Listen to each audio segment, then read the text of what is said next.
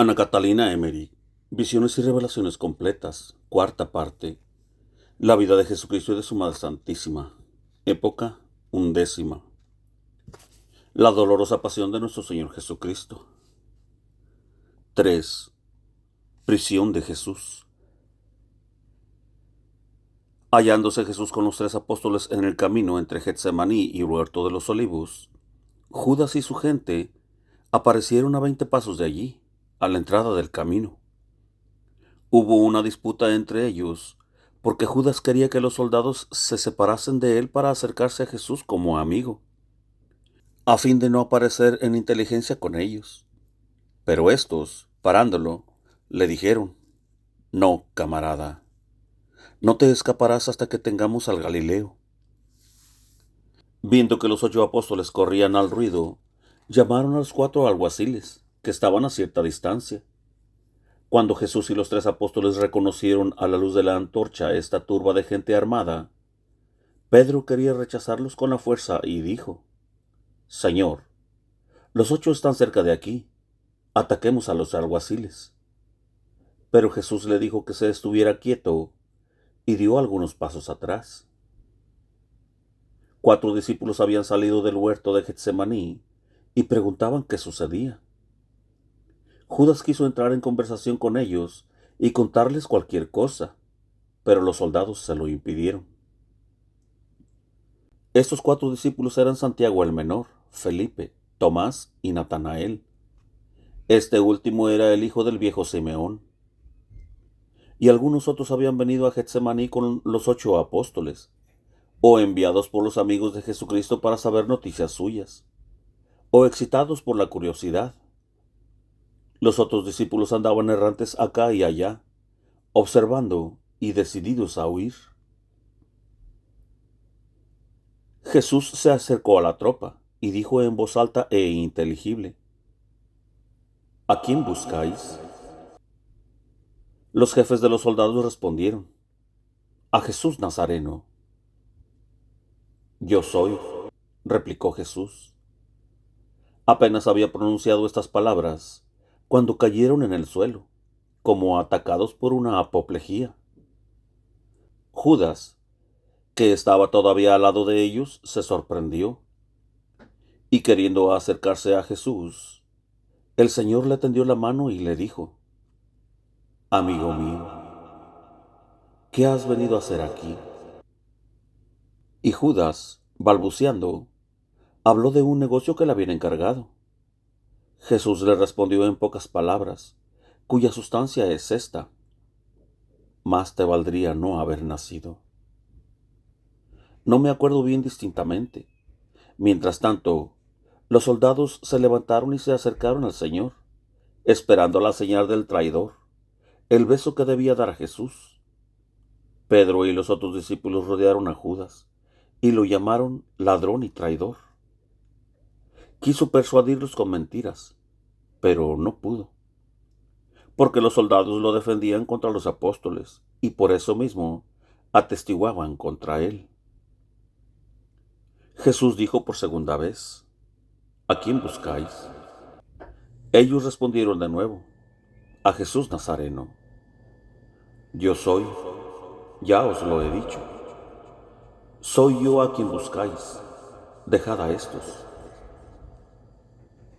A estas palabras, los soldados cayeron por segunda vez con contorsiones semejantes a la epilepsia. Y Judas fue rodeado otra vez por los apóstoles, exasperados contra él.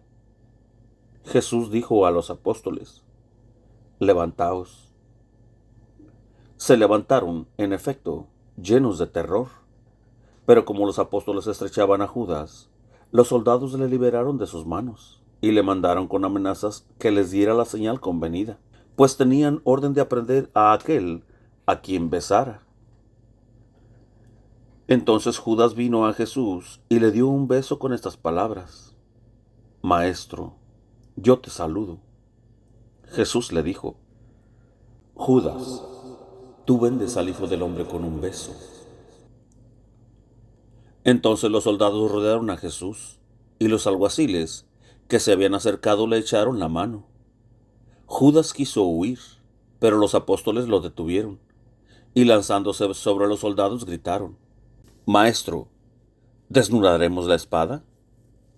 Pedro, más decidido que otros, tomó la suya y pegó a Malco, criado del sumo sacerdote, que quería rechazar a los apóstoles, y le hirió en la oreja. Este cayó en el suelo, y el tumulto llegó entonces a su colmo. Los alguaciles habían tomado a Jesús para atarlo.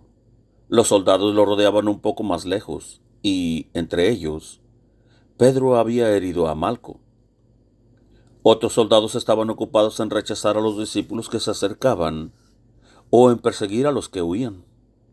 4 discípulos se veían a lo lejos.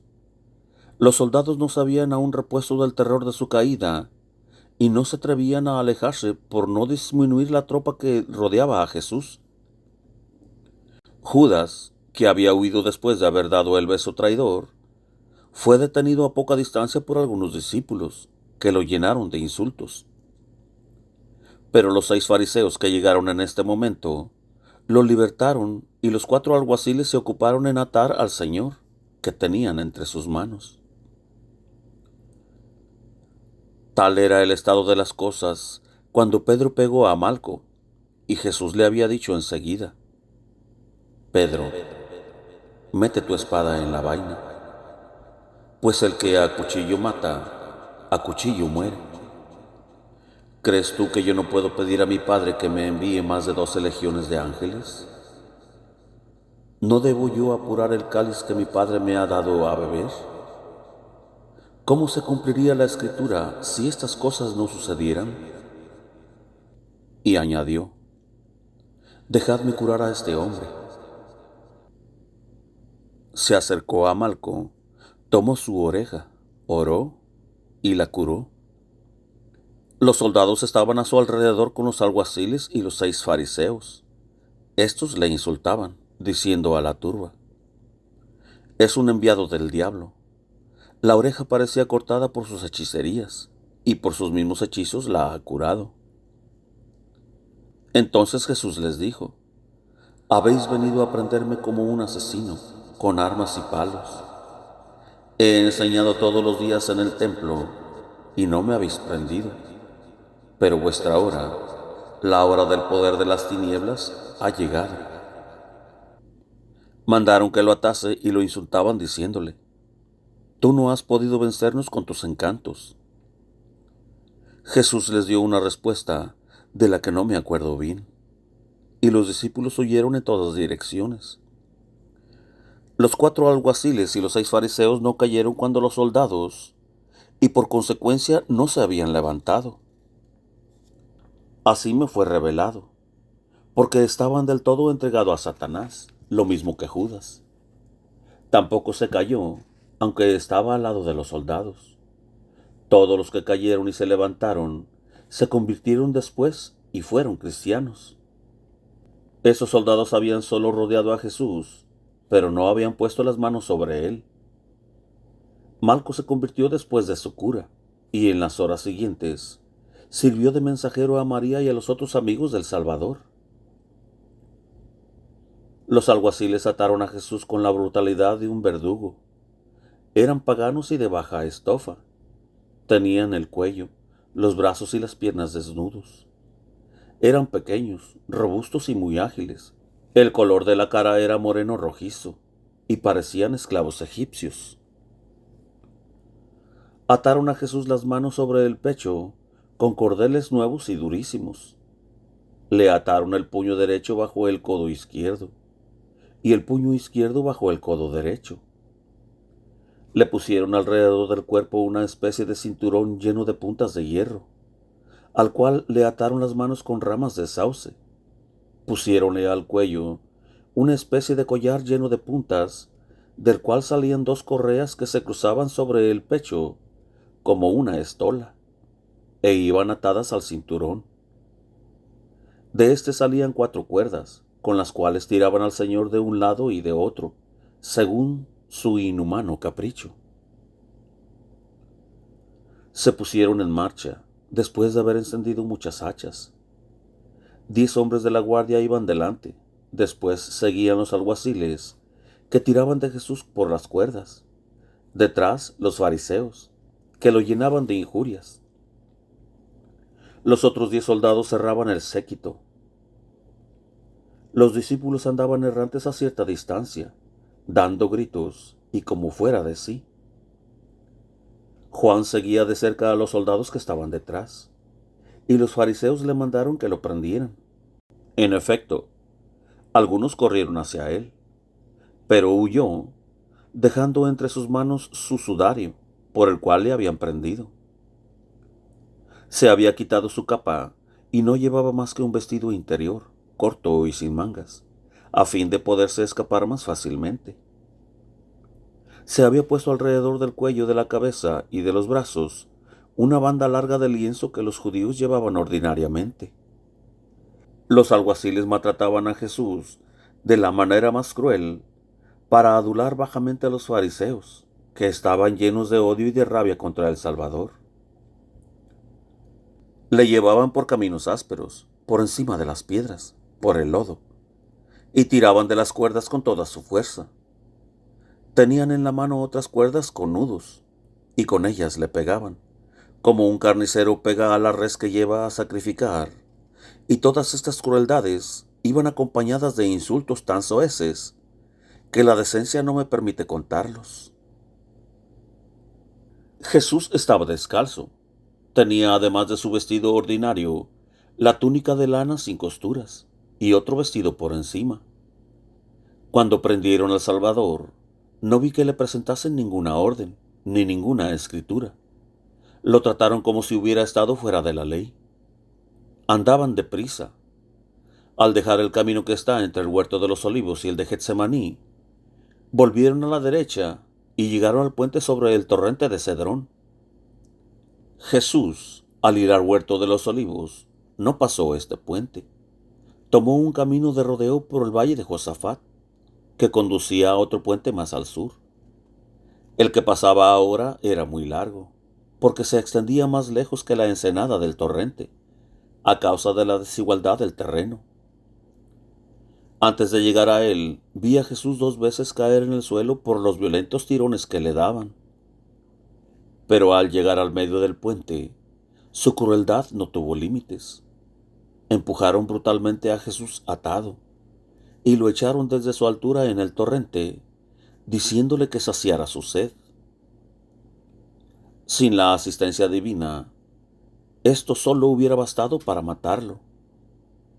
Cayó sobre las rodillas y sobre la cara, que se lo hubiera despedazado contra los cantos, que estaban apenas cubiertos con un poco de agua, si no lo hubiera protegido con los brazos juntos atados, pues se habían soltado de la cintura, sea por auxilio divino o porque los alguaciles lo desataran. Las rodillas, los pies, los codos y dedos se imprimieron milagrosamente en la piedra a donde cayó, y esta marca fue después objeto de veneración. Las piedras eran más blandas y más creyentes que el corazón de los hombres, y daban testimonio en aquellos terribles momentos de la impresión de la verdad suprema hacía en ellos. Yo no he visto a Jesús beber, a pesar de la sed ardiente que siguió a su agonía en el huerto de los olivos. Le vi beber agua del Cedrón cuando le echaron en él, y supe que se cumplió un pasaje profético de los Salmos que dice que beberá en el camino del agua del torrente. Salmo 91. Los alguaciles tenían siempre a Jesús atado con las cuerdas, pero no pudiéndole hacer atravesar el torrente a causa de una obra de albañilería que había al lado opuesto, volvieron atrás y lo arrastraron con las cuerdas hasta el borde. Entonces aquellos miserables lo empujaron sobre el puente, llenándole de injurias, de maldiciones y de golpes. Su larga túnica de lana, toda empapada en agua, se pegaba a sus miembros. Apenas podía andar, y al otro lado del puente cayó otra vez en tierra. Lo levantaron con violencia, sacudíanle con las cuerdas, y ataron a su cintura los bordes de su vestido húmedo, en medio de los insultos más infames. No era aún medianoche cuando había Jesús al otro lado del cedrón, arrastrado inhumanamente por los 4 alguaciles sobre un sendero estrecho entre las piedras, los cardos y las espinas.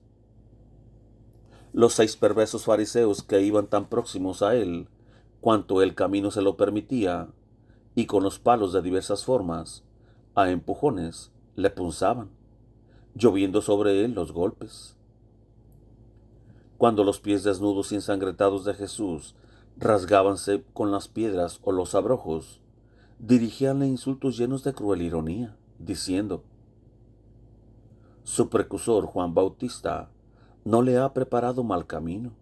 O bien las palabras de Malaquías: envío delante de ti mi ángel para prepararte el camino. No tienen aplicación aquí, etc. Y cada burla de estos hombres era como una espuela para los alguaciles, que redoblaban los malos tratamientos con Jesús. Sin embargo, advirtieron que algunas personas se aparecían acá y allá a lo lejos, pues muchos discípulos se habían juntado al oír la presión del Señor, y querían saber qué sería del Maestro. Los enemigos de Jesús, temiendo alguna agresión, dieron con sus gritos señal para que les enviasen refuerzo. Distaban todavía algunos pasos de una puerta situada al mediodía del templo, y que conduce por un arrabal llamado Ofel a la montaña de Sión, a donde vivían Anás y Caifás. Vi salir de esta puerta unos 50 soldados. Llevaban muchas hachas, eran insolentes, alborotadores, y a grandes voces anunciaban su llegada, facilitando a los que venían gozosos con su triunfo. Unidos ya a la escolta de Jesús, vi a Malco y algunos otros aprovecharse del desorden ocasionado por el tropel para huir al Monte de los Olivos. Cuando esta nueva tropa salió de Ofel, vi a los discípulos que se habían presentado a cierta distancia dispersarse. La Virgen Santísima y 9 de las santas mujeres, llevadas por su inquietud, fueron al valle de Josafat. Lázaro, Juan, Marcos el hijo de la Verónica y el de Simeón estaban con ellas. Este último se hallaba en Getsemaní con Natanael y los 8 apóstoles, y había huido delante de los soldados. Oíanse los gritos, y se veían las luces de ambas tropas que se juntaban. La Virgen perdió el sentido. Sus amigas se retiraron con ella para llevarla a casa de María, madre de Marcos. Los 50 soldados eran un destacamento de una fuerza de 300 hombres que ocupaba las puertas de las calles de Ofel, pues el pérfido Judas había dicho a los príncipes de los sacerdotes que los habitantes de Ofel, pobres obreros la mayor parte, eran partidarios de Jesús y que se podía temer que intentaran libertarlo. El traidor sabía que Jesús había consolado, enseñado, socorrido y curado a gran número de aquellos pobres obreros. En Ofel se había detenido el Señor en su viaje de Betania a Hebrón, después de la degollación de Juan Bautista, sanando a muchos albañiles heridos en la caída de la torre de Siloé. La mayor parte de aquella pobre gente, después de Pentecostés, adhirióse a la primera comunidad cristiana. Cuando los cristianos se separaron de los judíos y establecieron casas para la comunidad, alzáronse chozas y tiendas desde allí hasta el Monte de los Olivos, en medio del valle. También vivía allí San Esteban. Ofel cubre una altura rodeada de muros, situada al mediodía del templo. Este arrabal no me parece más grande que Dulmen. Los buenos habitantes de Ofel despertaron a gritos de los soldados y saliendo de sus casas, corrieron a las calles y a las puertas para saber lo que sucedía. Mas los soldados los empujaban brutalmente hacia sus viviendas, diciéndoles: Jesús, el malhechor, vuestro falso profeta, va conducido preso. El sumo sacerdote no quiere dejarle continuar el oficio que tiene. Será crucificado. A esta noticia no se oían más que gemidos y llantos. Aquellas pobres gentes, hombres y mujeres, corrían acá y allá vertiendo lágrimas, o se ponían de rodillas con los brazos extendidos y clamaban al cielo, recordando los beneficios de Jesús. Pero los soldados los empujaban, maltratándolos. Los hacían entrar por fuerza en sus casas, y no se hartaban de injuriar a Jesús, diciendo: «Ved aquí la prueba de que es un agitador del pueblo». Sin embargo, no querían ejercer grandes violencias contra los habitantes de Ofel, por miedo de que opusieran abierta resistencia, y se contentaban con alejarlos del camino que debía seguir Jesús. Mientras tanto, la turba inhumana que conducía al Salvador se acercaba a la puerta de Ofel. Jesús se cayó de nuevo y parecía no poder andar. Entonces un soldado, compadecido, dijo a los demás: «Ya veis que este infeliz casi sucumbe. Si hemos de conducirle vivo a los príncipes de los sacerdotes, aflojadle las manos para que pueda apoyarse cuando caiga». La tropa se paró y los alguaciles desataron los cordeles. Mientras tanto, otro soldado compasivo le trajo un poco de agua de una fuente que estaba cerca. Jesús le dio las gracias y citó con este motivo un pasaje de los profetas que habla de fuentes de agua viva, y esto le valió 1000 injurias y 1000 burlas de parte de los fariseos. Vi a estos dos hombres, el que le hizo desatar las manos y el que le dio de beber, favorecidos de una luz interior de la gracia. Se convirtieron antes de la muerte de Jesús y se agregaron a sus discípulos. Vueltos a ponerse en marcha, llegaron a la puerta a Ofel, donde fueron recibidos por los lamentos de los habitantes, harto obligados por gratitud de Jesús. Los soldados apenas podían contener a aquella multitud, que participaba por todas partes. Juntaban las manos y, arrodillándose, exclamaban: «Soltad a ese hombre, soltad a ese hombre. ¿Quién nos ayudará? ¿Quién nos consolará y nos curará? Dadnos a ese hombre». Era un espectáculo doloroso ver a Jesús pálido, desfigurado, cubierto de heridas, el pelo en desorden, su vestido húmedo y manchado, arrastrado con cuerdas, empujado a palos y golpes, como pobre animal que conducen al sacrificio, preso entre alguaciles y nobles y medio desnudos, y por soldadesca grosera y soez, en medio de la multitud afligida de los habitantes de Ofel, que tendían hacia él las manos que curara de la parálisis, suplicando a los verdugos con la voz que él les diera, siguiendo con los ojos llenos de lágrimas a aquel a quien debían la misma luz.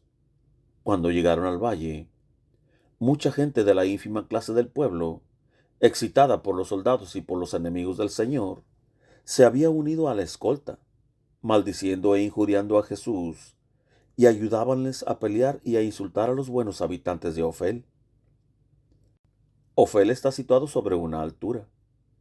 En el sitio más elevado hay una plaza, a donde vi mucha madera. La escolta fue bajando después y pasó por una puerta que se abría en la muralla. Dejaron a la derecha un gran edificio, resto de las obras de Salomón, y a la izquierda, si no me equivoco, el estanque de Betesda. Después se dirigieron al occidente, siguiendo una calle llamada Millo. Entonces volvieron un poco al mediodía, subiendo hacia Sión, y llegaron a la casa de Anás. En todo el camino no cesaron de maltratar al Señor. La canalla que venía del pueblo, aumentándose sin cesar, era para los verdugos de Jesús ocasión de renovar los insultos. Desde el monte de los olivos hasta la casa de Anás, Jesús cayó 7 veces. Los habitantes de Ofel estaban llenos de espanto, de angustia, cuando un nuevo incidente vino a excitar su compasión. Llevada la madre de Jesús por las mismas mujeres a la casa de María, madre de Marcos, que estaba situada al pie de la montaña de Sión, por en medio de Ofel, conocida que fue, dieron nuevas muestras de dolor y de compasión, y se juntaban tan apretados alrededor de María, que casi la llevaba la multitud. María estaba muda de dolor. Al llegar a la casa de María, madre de Marcos, no habló hasta que vino Juan y le contó todo lo que había visto desde la salida del cenáculo. Después condujeron a la Virgen Santísima a casa de Marta. Y en la parte occidental de la ciudad, Pedro y Juan, que habían seguido a Jesús de lejos, corrieron a casa de algunos servidores de los príncipes de los sacerdotes que Juan conocía, para poder entrar en las salas del tribunal a donde su maestro fuera conducido. Estos hombres, amigos de Juan, eran una especie de mensajeros de Cancillería, que debían correr por todo el pueblo para despertar a los ancianos y a otras personas convocadas para el juicio. Deseaban hacer un servicio a los apóstoles, pero no tuvieron otro medio sino vestir a Pedro y a Juan con una capa igual a las suyas, y que los ayudaran a llevar convocatorias a fin de poder entrar enseguida con el disfraz en el tribunal de Caifás, donde estaban junto los soldados y falsos testigos, y del cual echaban a los demás a la gente. Los apóstoles se encargaron de avisar a Nicodemo, José de Arimatea, y otras personas bien intencionadas, pues eran miembros del consejo, y de ese modo hicieron venir a algunos amigos de su maestro, con quienes los fariseos no hubieran contado regularmente. Mientras tanto, Judas andaba errante como un insensato, al pie de la subida donde termina Jerusalén, por la parte del mediodía, entre los escombros y las inmundicias hacinados en este sitio.